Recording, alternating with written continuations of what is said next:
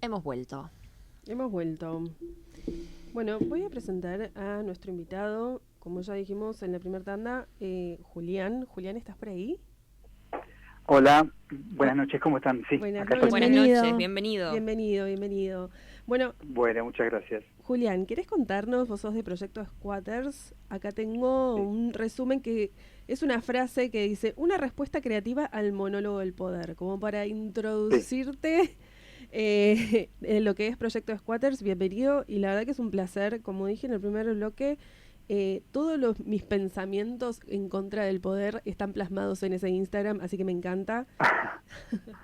Qué bueno. Así que bueno, si querés contarnos qué es Proyecto Squatters, cómo surgió.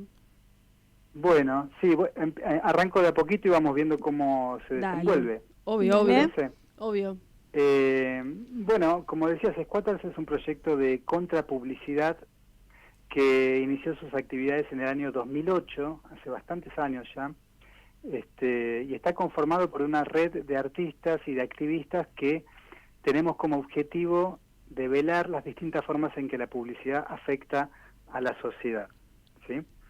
Eh, Ahora, ¿qué es la contrapublicidad, no? Quizás hay un público que nunca escuchó hablar de esta Sí. actividad o de esta palabra, ni Ujú. siquiera, ¿sí?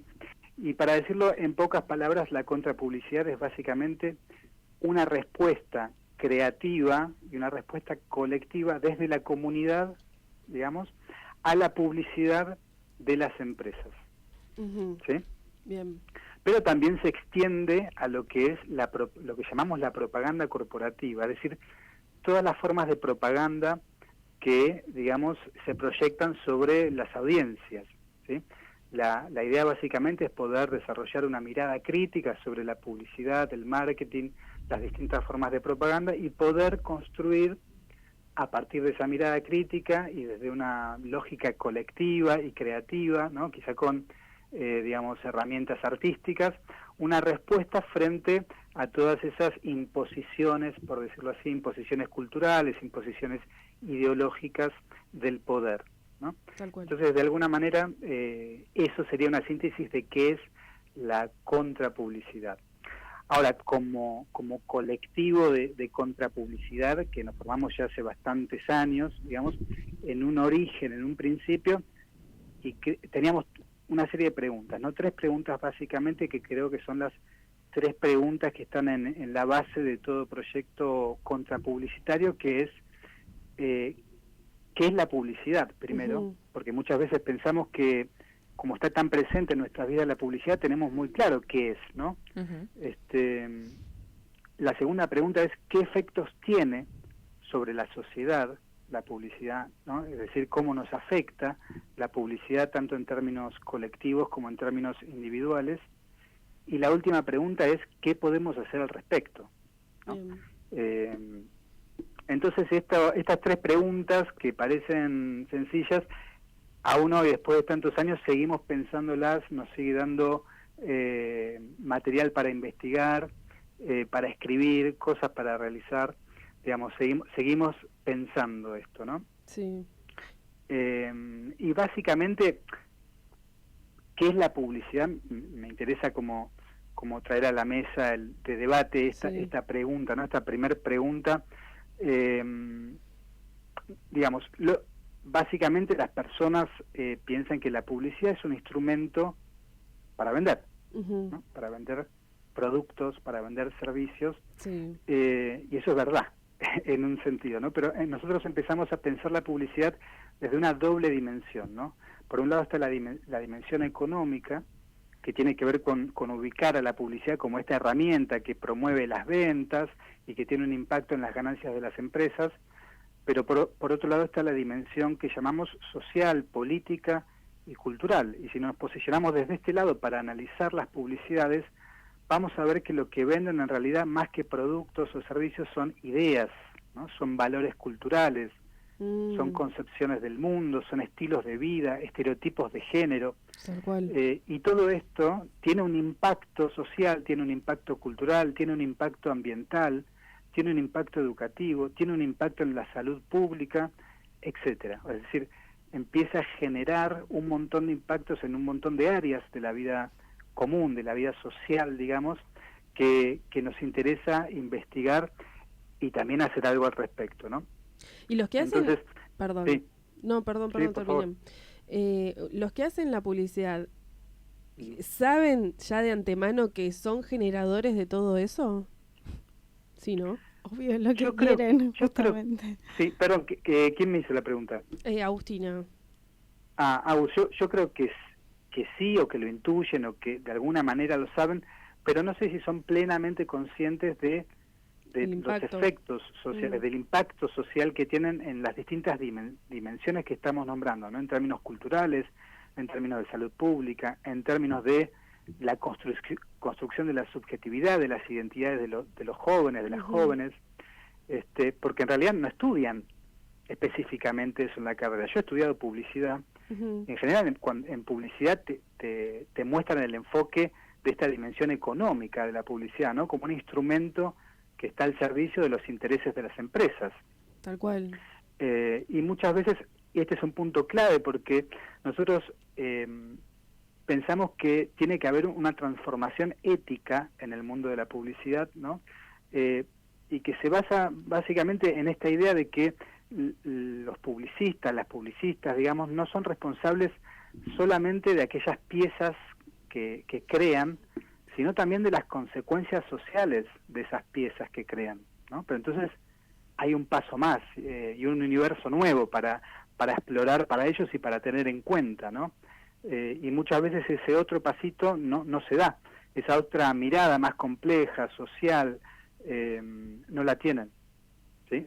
O básicamente porque esa otra mirada no interesa, digamos, o no conviene a los intereses de las empresas muchas veces. Claro. ¿Y cómo es un día en su colectivo? ¿Un día en el colectivo? Claro. No en el bondi, no es como dejar en el 2, sino, pero ustedes, ¿cómo se juntan, conversan previamente cuáles son las acciones que van a hacer? ¿Cómo es el día a día?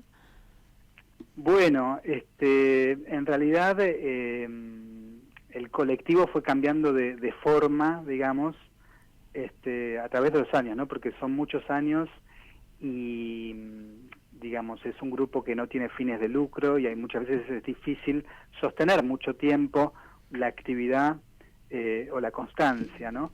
Entonces, digamos, en otras épocas teníamos reuniones mensuales donde teníamos como una mesa chica, digamos, donde nos juntábamos un grupo de personas a pensar, y también teníamos establecido básicamente tratar de salir con cierta frecuencia a las calles, que ahora después voy a contar cuáles son las distintas formas de activismo contrapublicitario que desarrollamos. Bárbaro.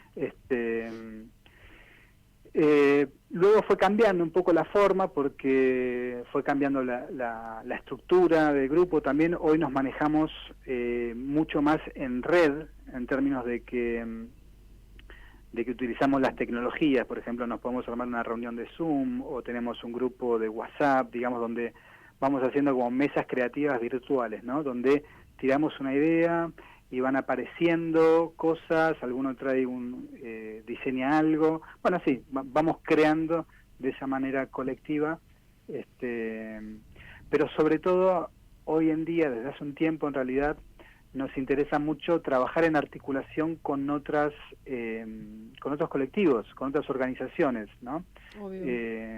Por ejemplo, siempre menciono este caso porque fue un hermoso trabajo que hicimos el año pasado, vinculado a organizaciones de nutricionistas, de nutricionistas activistas, digamos, organizaciones de la sociedad civil que estaban militando la ley de etiquetado frontal. Sí. Y teníamos reuniones frecuentes con estas organizaciones para pensar campañas, para apoyar la promoción de la ley, ¿no? Y bueno, la verdad que formamos un equipo muy lindo de ilustradores, diseñadores, nutricionistas, para armar una campaña, varias campañas, pero una que se llamaba Etiquetalo Vos, que se trataba de ir a etiquetar, digamos, los productos en el supermercado, las publicidades que había en vía pública, etcétera. Bueno, nada, ese tipo de actividades en articulación con otras organizaciones. ambientales, feministas, de nutricionistas, etcétera. Ese es el trabajo que más nos interesa hacer. Y Juli, volviendo a un poco lo que decías anteriormente con respecto, bueno, a la publicidad, ¿no? Yo estaba pensando esto de, más que nada, por ejemplo, esto de los influencers o las personas que quizás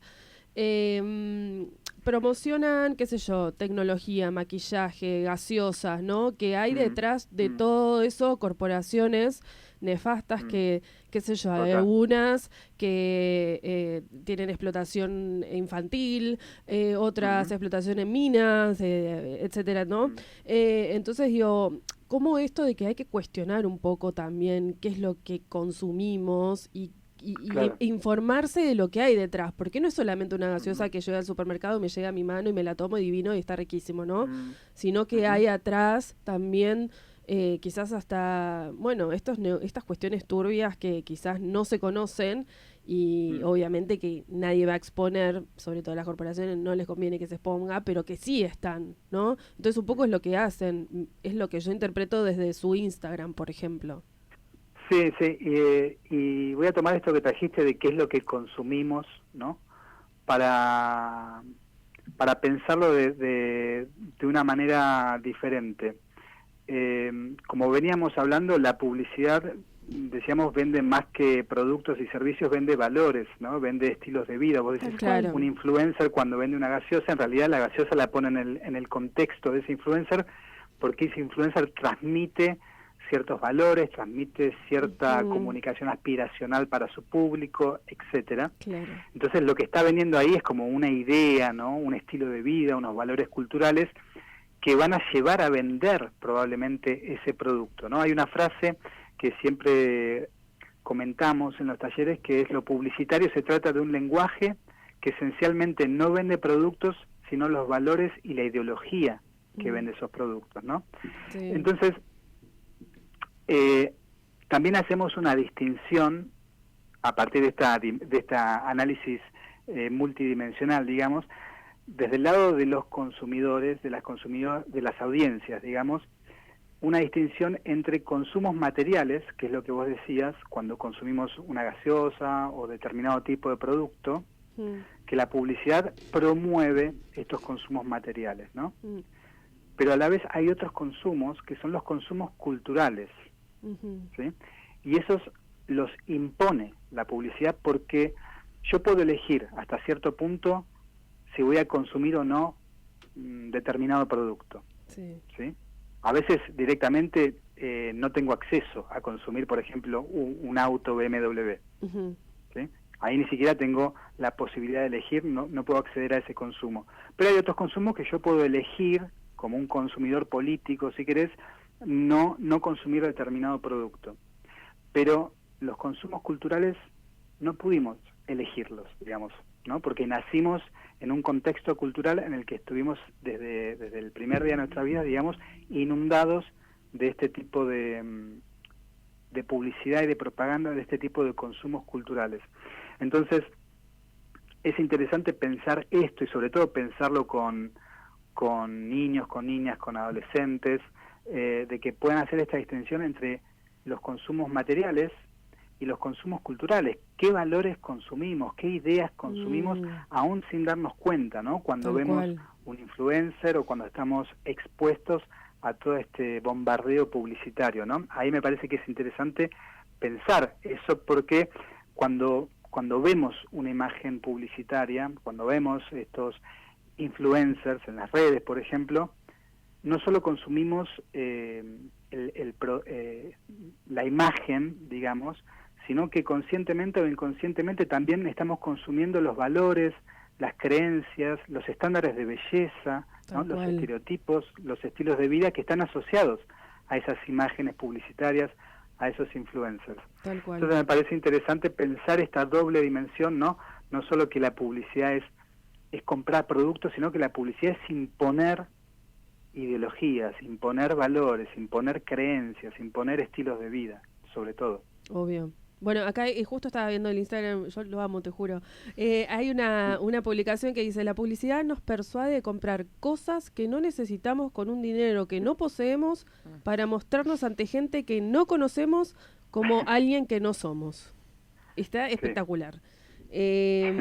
Ahora, otra consulta con respecto, bueno, hablamos de publicidad, ¿no? Y sabemos que es distinto a la propaganda, ¿no? La propaganda que viene a referirse más a la propaganda política, ¿no? ¿Esa es la gran diferencia? Bueno, mira, ese es un tema que está en debate y que nosotros no queremos dar una respuesta definitiva ni cerrar ese debate, pero sí, al mencionar estas dos dimensiones de la publicidad,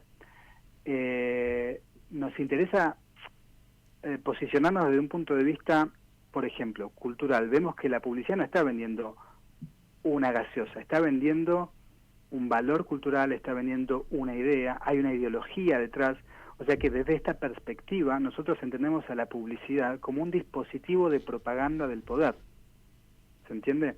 Claro. O sea, ahí se borran desde este punto de vista, desde este lugar del que analizamos la publicidad, se borran esas fronteras que hay entre publicidad y propaganda, porque empezamos a observar, empezamos a develar, digamos, la ideología, el carácter político que en realidad tiene la publicidad, y en ese sentido es un dispositivo de propaganda la publicidad, igual que, por ejemplo, una película, ¿no? Sí. Las películas casi que comenzaron siendo formas de propaganda. Sobre todo las bélicas, ponele, ¿no? Las que siempre, no sé, por ejemplo, se me ocurre las yanquis, viste, que siempre quieren las bélicas quedar como los salvadores, y claro, se forma una imagen de esa república de los Estados Unidos como que son los salvadores, y capaz no tanto, ¿no? Si lo cuestionas un poco. Por supuesto, obvio que van modelando el imaginario social esas películas, por ejemplo, por lo tanto son formas de propaganda, quizás esa es más evidente, pero en series tipo Friends, o en películas que vos decís, bueno, no tiene nada de mostrar la bandera en una guerra, ¿no? Sí. De quiénes son los buenos y los malos, pero hay distintos tipos de propaganda, ¿no? Desde la teoría. Hay una propaganda que se llama propaganda sociológica, que es decir, una forma de propaganda mucho más sutil, mucho más imperceptible, pero que va modelando las creencias colectivas, lo que se considera que es legítimo, lo que se considera que está bien, los valores que se imponen sobre otros, y muchas veces en películas que parecen inocentes, digamos, de Hollywood, inocentes entre comillas, ¿no? Sí. En realidad eso también es una forma de propaganda que va como reforzando ciertos estilos de vida o ciertas concepciones políticas de la vida sobre otras, ¿no? Tal cual. Y desde este punto de vista Hollywood es básicamente si no la más bestial, una gran máquina de propaganda norteamericana o capitalista, total, como quieras llamarlo, ¿no? Sí. ¿Y alguna vez sentiste miedo o cierto temor por estar llevando adelante esta actividad en cómo podría reaccionar alguna corporación o algo? No. O sea, el miedo de estar con miedo, así no. Sí, quizás tratar de estar prevenidos en algunas circunstancias, sobre todo, más que cómo puede reaccionar alguna corporación, cuando estamos en la calle, digamos, cómo manejar las situaciones en la calle, ¿no? Está muy expuesto. O de la policía. Sí.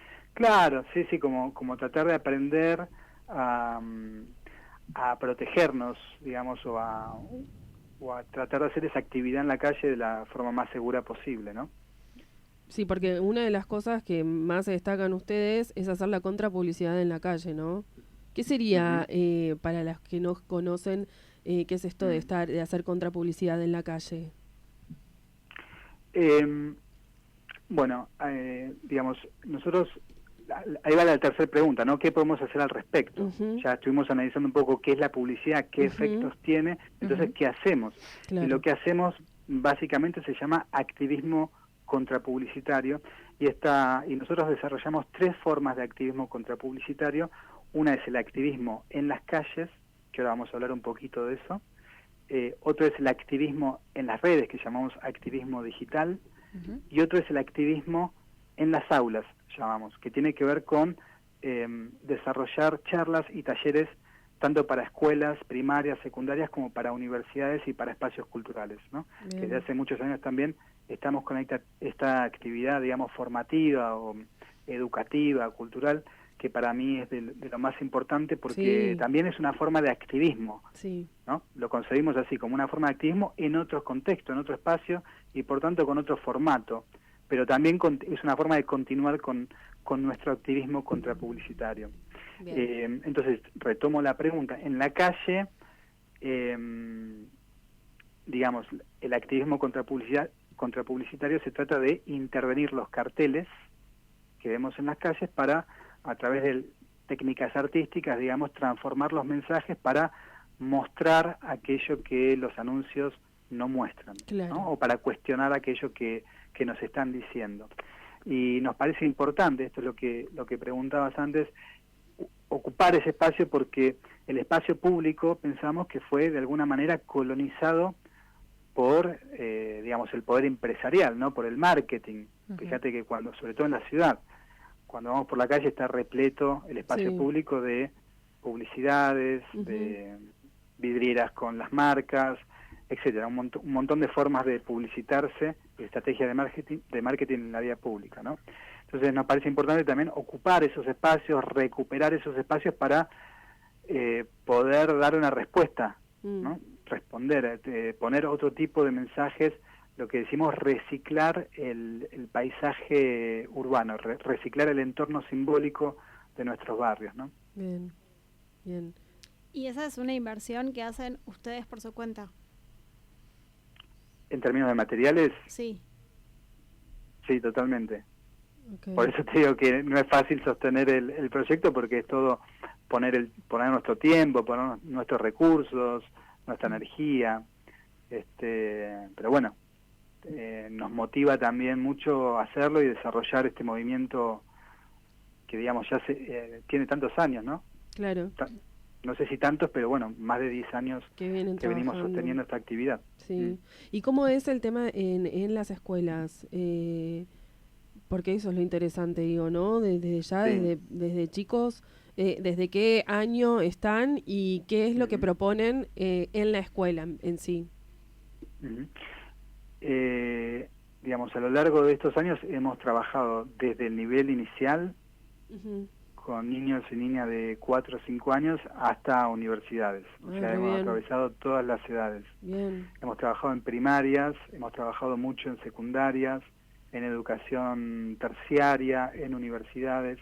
Y la idea básicamente es encuadrar, digamos, lo que es la actividad contrapublicitaria dentro de una disciplina pedagógica que se llama alfabetización en medios, ¿sí? Que tiene que ver con aprender a analizar y hacer una lectura crítica de los mensajes de los distintos medios de comunicación, las redes sociales, etcétera, aprender a analizar los códigos y el lenguaje publicitario, el lenguaje de los distintos medios, y en ese contexto también nosotros incluimos digamos, lo que es la contrapublicidad, las técnicas creativas, artísticas de la contrapublicidad, para que los y las estudiantes no solamente logren hacer una lectura crítica de los medios de comunicación, sino que también, digamos, tomen protagonismo como productores, ¿no? Poder producir colectivamente y creativamente respuestas frente a todo ese bombardeo que reciben permanentemente. Tal cual. Sí. Y qué bueno que se pueda. La actividad está buenísima. Sí, que se pueda, digamos, cuestionar. Me imaginaba justo, por ejemplo, no sé, viendo videos de publicidades de alcohol y qué sé yo, que puedan analizarlas y que también puedan, digamos, hacer una apertura en análisis de más allá de lo que se ve, ¿no? Digamos, qué es lo que están mostrando, esto que siempre se ve de la felicidad, de que, no sé, siempre todas las bebidas te generan felicidad, ¿no? Y es como un poco contradictorio porque en realidad a la larga es todo lo contrario, ¿no? Entonces qué bueno que se pueda fomentar ese, digamos, el pensamiento crítico desde tan chiquitos. Total. Sí, Obviamente que trabajamos junto con docentes que para adecuar, digamos, estos contenidos a las distintas edades, ¿no? Pero básicamente el mismo proceso de la acción contrapublicitaria que hacemos en la calle lo podemos llevar adaptado, ¿no?, a las escuelas, porque es un proceso de 3 pasos. Primero, tiene que ver con problematizar lo que vemos, ¿no? Poder investigar, poder cuestionar, hacernos preguntas, debatir en grupo qué es esto que estamos viendo, ¿no? Y de qué otras maneras podemos verlo, qué otras cosas podemos pensar más allá de lo que nos dicen estos mensajes. En segundo lugar, una vez que ubicamos estos puntos problemáticos, poder realizar una crítica, ¿no?, de esos puntos problemáticos, desde distintos enfoques, por ejemplo, desde un enfoque cultural, o desde un enfoque de género y diversidad, o desde un enfoque ambiental, o desde un enfoque de la salud pública, de la alimentación, etcétera. Hay un montón de enfoques para trabajar una vez que tenemos esta lectura crítica de, por ejemplo, de una publicidad, ¿no? Y el tercer paso de este proceso es traducir esa crítica en una pieza creativa contrapublicitaria, es decir, poder fabricar nosotras, una comunicación que diga algo distinto, a partir de una reflexión colectiva, a partir de una mirada crítica, ¿no? Y poniendo en juego también la creatividad y la diversión, porque en definitiva termina siendo divertido poder crear, ¿no?, estas contrapublicidades. Tal cual. Está genial. Entonces, esos 3 pasos, adaptados al formato y a las edades, los podemos llevar desde la calle, para hacer activismo en la vía pública, hasta las aulas para trabajar con los y las estudiantes. Excelente. Es que aparte también pensaba que qué difícil es muchas veces como que haya una consecuencia frente a la impunidad que sienten algunos con las redes sociales, ¿no? Hoy en día se ven más multas. Me acuerdo mientras los escuchaba hablar de esta aplicación de inversiones que un montón de influencers publicitaron y la gente perdió mucha guita en un momento que no está para eso, y hoy en día salió a la luz quienes habían sido imputados y que tenían que pagar multas por publicidad engañosa. Pero digo, ¿qué pasa con los niños? Yo soy psicóloga y en el consultorio tengo adolescentes ¿no? Que siguen estas modas, estos challenge, y los problemas de TCA, de trastorno alimenticio, es tremendo. Ay, mira esta receta, mira como este truquito para bajar la panza, y llegan hasta... ¿Cómo son los challenge? Por ejemplo. Ay. ¿De recetas y eso? Ah, sí, ya sé, sí. Son como cosas por ahí medias peligrosas. Sí. Perdón, no se me viene ninguno a la mente, pero hay de todo. Hay algunos que son orientales que veía más de... Ponerte un corset, por ejemplo. Ponerte un corset, o que hacer ayuno muchas horas, comer ciertas cositas es tremendo. Entonces digo, bueno... Pero que tienen que ver, digamos, con que tu cuerpo está mal, está equivocado, y que tenés que transformarlo de alguna manera para parecerte a este modelo, digamos. Exacto. Esa es la lógica. Exacto, sí. Es tremendo, es tremendo. Por eso está buenísimo lo que hacen en todas las áreas, pero más que nada hoy me enfoco en esto de las aulas. Qué importante. Totalmente, porque necesitan mucho criterio y esto, qué valores sigo, a qué valores le doy el follow en las redes sociales y en la vida, qué practico desde tan chico. Exacto. Sí, y tenemos mucho cuidado en no caer como con una respuesta de antemano, ni como que la idea es generar interrogantes, ¿no? No transformar los valores de los chicos o aquellos modelos que siguen porque realmente los admiran, sino poder poner una mirada de interrogación ahí, ¿no? Que ellos tengan ese poder de hacer preguntas sobre eso que ven, sobre eso que siguen. Bien. Y en todo caso, si hay alguna transformación, va a venir a partir de que van desarrollando esta mirada interrogativa, ¿no? Tal cual. Es que creo que, por ejemplo, lo que faltaba en nuestra generación era el cuestionamiento de la propaganda y la publicidad. O sea, uno veía la publicidad y decía, es esto, lo compro, lo consumo y es así, y no hay otra forma. Y quizás no cuestionábamos tanto eso, no lo cuestionábamos, íbamos y lo consumíamos. Entonces está bueno que se visibilice hoy en día mucho más con las redes, que haya este interrogante, como vos decís, y decir, bueno, a ver, cuestionar también qué valores están consumiendo, si se quiere, ¿no? Sí, total. Justo este lunes terminamos un taller que hicimos virtual, digamos, de 2 encuentros que se llamaba Juventudes, Valores y Contrapublicidad. Era para docentes, ¿no? Donde contábamos y damos herramientas y recursos de cómo trabajar o volver a trabajar la educación en valores utilizando las herramientas y la lectura, digamos, de la contrapublicidad. Y la verdad que resultó re interesante, muy, muy interesante. Qué bueno, súper interesante, sí. Sí. Bueno, Juli, estamos por terminar, se está haciendo la hora. Te agradecemos un montón por haber estado, por haber participado, por que hayas hablado de todo esto que para mí es recontra necesario. Y bueno, gracias por habernos también despertado un poco más. Bueno, no, muchísimas gracias a ustedes por prestar el espacio, ¿no? Y darle difusión a este proyecto y a nuestra propuesta, que me parece que está buena y que está buena en la medida que puede hacerse colectiva, ¿no? Obvio. Entonces por eso les agradezco un montón también. Bueno, y pues, si tenés algún, obviamente decir el Instagram, a dónde los pueden seguir, si hay un curso o algo que estén haciendo, algún proyecto o algo, si lo quieren promocionar, podés decirlo. Sí, en realidad estamos tratando de sacar algún taller todos los meses, ¿no? Ya sea para docentes, para activistas, para hablar acerca de la propaganda y de cómo nos afecta. Así que si siguen en las redes, digamos, ahí se van a poder enterar de qué propuesta vamos lanzando en cada momento. Perfecto. El Instagram, que es Proyecto Squatters. Exacto, sí. Buenísimo. Bueno, gente, apaguen la tele, ¿no? Yo no tengo tele directamente, así que afortunadamente vivo un poco mejor desde que así es. Bueno, gracias, Juli. Bueno, muchas gracias. Les mando un abrazo grande y quedo a disposición. Igualmente. Gracias. Chao.